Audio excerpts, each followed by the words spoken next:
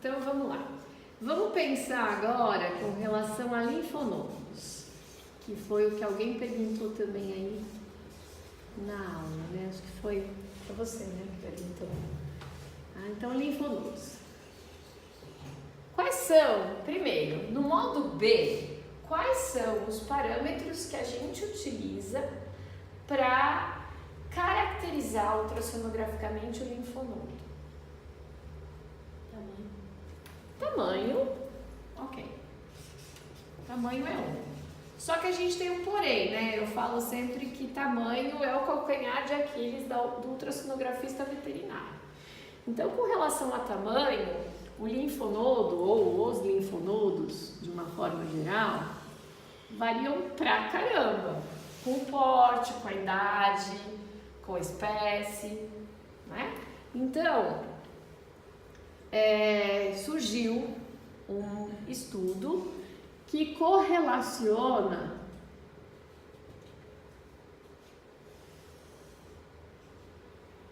algumas medidas para que essa correlação matemática seja utilizada de forma um pouco mais precisa do que o tamanho em si, né? Então, por exemplo, se você pensar no linfonodo, ele tem ali um eixo mais longo e um eixo mais curto, certo?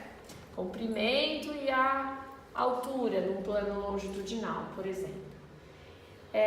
Parece que a natureza gosta de matemática, né? Vocês já viram que se vocês virem estudos, por exemplo, de padrão de referência de tamanho, muitos estudos aplicam fórmulas matemáticas, relações, que nem a gente viu ontem, a relação entre porta e a cava, porta e a aorta, dá um valor entre x e y numérico.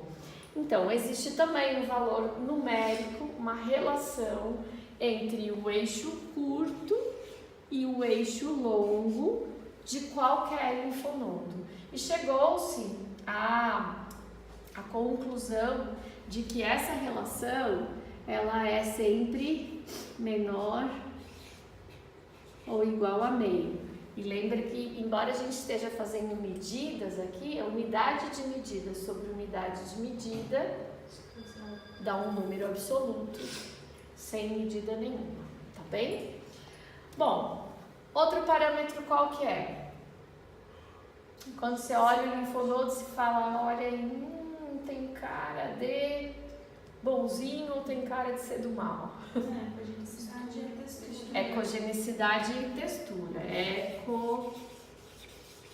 Ecogenicidade e ecotextura também são parâmetros diagnósticos. Se a gente pensar na ecogenicidade, geralmente ele é hipo em relação à gordura que está ao redor, certo? E geralmente ele é homogêneo.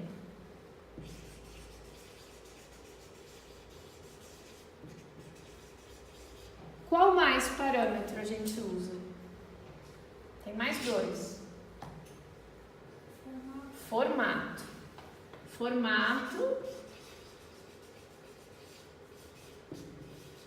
E aí varia um pouquinho, né? Porque você pode ter linfonodo mais alongado, mais ovalado, outros um pouco mais arredondados.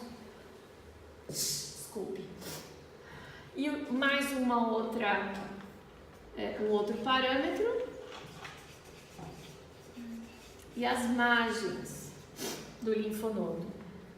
Normalmente, os linfonodos eles possuem margens, essa parte aqui onde termina, mais afilada do que aqui a região central, o meiozinho que é mais gordinho. Mais altinho. Tá? Então, formato ovalado, alongado e as margens afiladas. Então, se a gente disser no modo B, isso aqui então é no modo B, esses são os parâmetros diagnósticos para a gente avaliar linfonodo. Só que se a gente considerar só esses parâmetros, por exemplo, se eu tiver um linfonodo com uma ecogenicidade predominantemente sólida, né? Então ele está hipoecogênico, mais hipo do que ele deveria estar, e um pouco heterogêneo. Isso garante o meu diagnóstico de um linfonodo inflamatório ou neoplásico? Não, sozinho esse parâmetro não. E se eu falar em uma natureza fluídica, né? Então se esse linfonodo ele tem mais uma característica fluida, a área está mais anecogênica, isso garante para mim que é inflamatório ou é neoplásico? Se ele é fluido, ele pode ter um cisto, como a gente viu ontem na prática, por exemplo, e daí geralmente os císticos têm características mais benignas mesmo, mas ele pode ter uma área necogênica dentro que não necessariamente seja cístico, embora esse padrão fluido, ele pode ser uma área necogênica por necrose tumoral, por exemplo, né? Então o linfonodo, só a característica de ecogenicidade e de ecotextura não é o suficiente para a gente dizer se ele é maligno ou benigno, concordo? Bom, e quanto ao formato e tamanho? Se eu falar para vocês que ele está aumentado de tamanho, significa que ele é maligno ou benigno? Também não. A gente pode ter linfonodos malignos que aumentam um pouco e pode ter linfonodos benignos que aumentam muito. Então o tamanho também não é um parâmetro confiável para a gente dizer se é benigno ou maligno. E o formato?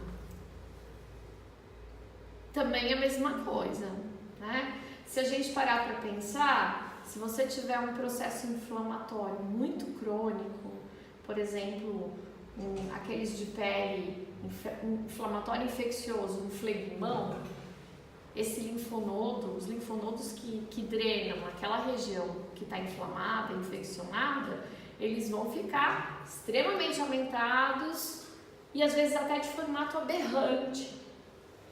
Perdem até completamente o formato original, mas são linfonodos benignos, porque são inflamatórios, são reativos. Bom, então a gente chega à conclusão de que, embora a literatura fale que é mais comum linfonodos malignos aparecerem em maior número e em maior tamanho e tenderem a ter menor ecogenicidade e maior heterogeneidade, isso não é uma regra absoluta. Bom, daí a gente parte para o estudo Doppler, que é o escopo da semana, né? Então, vamos lá. Se a gente lembrar, vamos lá de novo na história da anatomia, histologia, histopatologia. Estou deixando todo mundo louco essa semana. Lembra lá da estrutura do linfonodo que um dia, a long time ago, vocês aprenderam, né? Então o linfonodo ele tem ali numa região hilar a entrada de uma artéria que nutre esse linfonodo. Essa artéria ela é bem pequenininha e ela vai nutrir o nodo linfático, uma artéria que entra e uma veia que sai, bem fina e delicada, capaz de drenar também esse nódulo linfático, certo? Então isso daqui é o normal. Embora a velocidade de fluxo dessa artéria seja baixa, se você estiver trabalhando com um linfonodo de tamanho grande, como por exemplo um jejunal, que é um linfonodo grande dentro do abdômen. Se você estiver trabalhando com um linfonodo superficial, como por exemplo o linfonodo submandibular, tá? O retrofaríngeo, é um linfonodo superficial. A gente consegue, em condições normais, ver algo como isso aqui. A vascularização do linfonodo normal ela é feita por uma artéria que pode ser detectada pelo mapeamento colorido, mas só até a região hilar. Então isso é o que seria um linfonodo, a vascularização ao mapeamento colorido de um linfonodo normal. Ok? E aí se a gente colocar o cursor em cima dessa artéria, a gente vai ter ali um espectro arterial, parabólico e com leito vascular de baixa resistência, porque ele está irrigando uma estrutura pequena, muito próxima ali da entrada e que precisa de nutrição sanguínea ali, ok? Bom, mas agora volta para cá. Bom, daí o que acontece? Vamos pensar que essa artéria, ela tem um determinado índice de resistividade, X, que é a resistência que essa hemácia que está aqui dentro tem de entrar e distribuir dentro desse leito vascular um certo o oxigênio, né? Então ela vai lá fazer o trabalho dela. Então esse índice de resistividade é X, tá? E o padrão de distribuição vascular em um linfonodo normal é a gente conseguir ver só o vaso do lado de fora do linfonodo, porque esses vasos aqui dentro são muito finos, delicados e a velocidade de fluxo é muito baixa para ser detectada no Doppler normalmente, tá? Agora vamos pensar que esse linfonodo aqui, que é normal, ele está irrigando uma região inflamada ou infeccionada. O que acontece em termos vasculares quando existe inflamação? Aumenta o quê? Aumenta o número ou aumenta o calibre? Aumenta o calibre, né? Então você tem vasodilatação dessa artéria que está irrigando aqui, ó, que está entrando.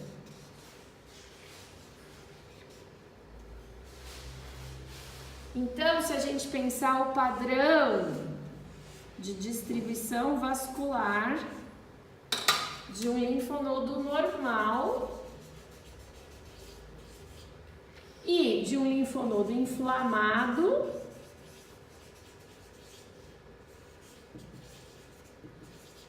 esses padrões são diferentes, correto?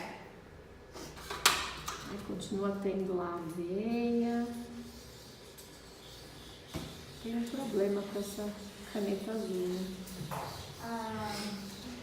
A veia também vai ter... Não, só na chegada. Veia não necessariamente. Não necessariamente. Então tem uma vasodilatação só do vaso. Geralmente é da chegada. Da chegada. Da chegada vai ficar mais fácil de você detectar. Internamente não. Internamente não. Então a gente chama esse padrão aqui de padrão hilar ou central. Tá? Então a distribuição do vaso, ela passa a ser vista até aqui a região central do linfonodo. Enquanto nessa daqui, a gente só tem essa visão do vaso até o hilo do linfonodo. Bom, daí vamos pensar agora em outras situações. Vamos pensar que esse linfonodo, ele está drenando uma região tumoral, tá? E aí, esse tumor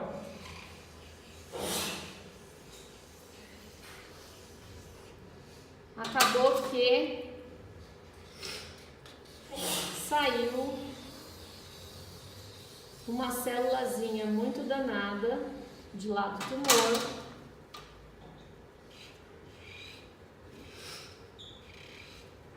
Saiu uma célulazinha danada do tumor e ela veio caminhando junto aqui com a artéria, ela foi e ela chegou com a artéria não, né, com o vaso aferente aqui e eferente aqui, lembra, vaso linfático, né? Ela chegou aqui através do vaso linfático e ela se instalou aqui, ó, na periferia. Daí o que a gente aprendeu com relação aos tumores? Eles são angiogênico dependentes. Como ela está lá na periferia e esses vasinhos aqui são muito frágeisinhos, muito fraquinhos, ela começa a secretar fatores angiogênicos para crescer, ficar forte, fazer uma família ali, né? Então, quando ela começa a secretar fatores angiogênicos, esses vasos aqui, eles começam a crescer também, então gera novos vasos. Esse tumor começa a aumentar de tamanho. Aí por compressão inclusive mecânica das veias, o que acontece com compressão mecânica das veias? Elas também, essa pressão de dentro para fora, do endotélio, acaba surgindo mais vasos. Daí o que acontece com esse linfonodo? Como é o padrão? É igual ao inflamatório? É igual a esse aqui que é o normal? Não. Ele acaba aparecendo um padrão de distribuição vascular periférica. Certo? Isso aqui é o início. Daí vamos pensar que esse mesmo linfonodo, esqueci de desenhar os vasos, né, de chegada e de saída da linfa. Daí acontece que esse mesmo linfonodo aqui, essas células tumorais cresceram, fizeram família, fizeram morada, chamaram os amigos, fizeram a maior festa. Daí, esse linfonodo aqui, ó, tá todo dominado. O que acontece? Já tinha alguns vasos a mais aqui que foram induzidos, né, a neoformação desses vasos por conta desse processo inicial aqui neoplásico.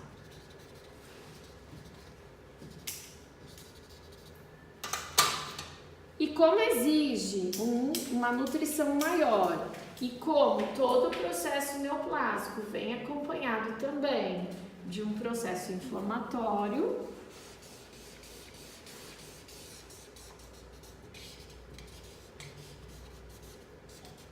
o que acontece com esse padrão aqui? Ele é igual a esse? Igual a esse? Esse? Não, ele é único. Ele é um processo tanto periférico quanto central. Então, a gente chama isso de padrão misto. Então, uma distribuição vascular de padrão misto. Agora, vamos pensar... Por isso que eles ficam mais heterogêneos. Sim, porque tem área de necrose, de inflamação, tudo junto, né? Fibrose também, né? Todo tumor acaba induzindo todos esses processos. Agora vamos pensar no índice de resistividade. Vamos pensar como se você fosse a hemácia. Você vai lá para fazer o seu trabalho, que é distribuir a nutrição para esse nódulo linfático. Então tem uma resistência, uma impedância X para fazer o seu trabalho. Essa resistência, essa impedância X, num processo inflamatório em que eu tive dilatação, ou seja, aumentou a minha porta de passagem. O que acontece com o IR nesse caso? Diminui, exatamente. Então, em processos inflamatórios, o IR dessa artéria nutridora diminui. E aí, vamos pensar de novo lá na hemácia. Nos processos neoplásicos, ela entra e ela precisa distribuir o oxigênio para essas células aqui da periferia. Esse caminho está mais facilitado ou está mais difícil? Mais difícil. Então, em processos neoplásicos, o IR aumenta. Bom, mas ok, entendi a hemodinâmica de todo esse processo e como é que eu faço para colocar isso no meu relatório?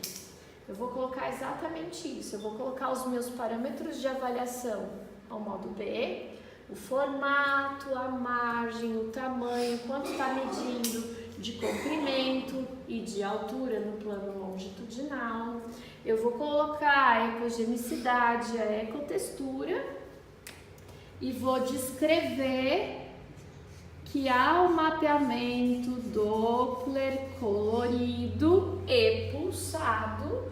Eu observei tal padrão de distribuição vascular e calculamos tal índice de resistividade da vascularização desse nódulo. E como é que a referência diz? Né? A referência, a gente vai descrever isso tudo, coloca lá um asterisco. A referência disso é o trabalho da jovem, vou colocar aí para vocês, cadê que tá lá? Naiman, 2004, que fez um trabalho juntando todas essas características benignas e malignas para classificar o linfonodo. Porque eu já vou pegar ele alterado, então eu não vou saber como que ele estava antes, o índice de resistência. Então Sim. eu vou ter que caracterizar baseado nisso. Sim, isso aqui é o valor de referência, tá? Os materiais vocês têm ainda com vocês, ok? E sempre o IR sempre vai ser do vaso hilar, nunca do meio. Não, por exemplo, nesse caso aqui, às vezes é mais fácil pegar esses do meio do que a do hilo, porque às vezes até tem mais vascularização aqui do que do lado de fora, mas na teoria é sempre o vaso que está irrigando aquele meio vascular, tá? É a artéria que está irrigando. E quando eu for colocar no relatório, eu preciso colocar a descrição, não inventar. Coloco a descrição da forma como está na literatura. O que está colocado na literatura é o que eu vou usar. Então, o linfonodo assim, assim, assado, com a distribuição vascular assim, assim, assada. E qual é a acurácia desse diagnóstico? Porque tudo bem, você colocou a descrição, você colocou a referência, não é você, não é o Zé Mané que falou, né? É alguém que publicou cientificamente isso. E qual quantos por cento de chance eu tenho de errar ou de acertar? Quanto eu tenho de confiança para colocar nesse diagnóstico? Um trabalho aqui do Jimmy Saunders, de 2010, ele fala que se você usar todos aqueles parâmetros modo B, associado aos parâmetros Doppler colorido e pulsado, eu vou conseguir chegar num diagnóstico correto de diferença entre um processo benigno e um processo maligno em 89% dos casos. Ou seja, eu tenho 11% de chance de errar se eu falar que é benigno e é maligno, e vice-versa, tá? E se eu quiser fazer uma uma diferença mais precisa entre normal e inflamatório, primário, né? Tumor primário do linfonodo ou metástase, daí a chance de eu errar aumenta, ou seja, a minha acurácia vai ser em 77% dos casos. Mas acho que se você usar só isso aqui já é mais do que o suficiente. E não esqueçam de colocar a referência. No caso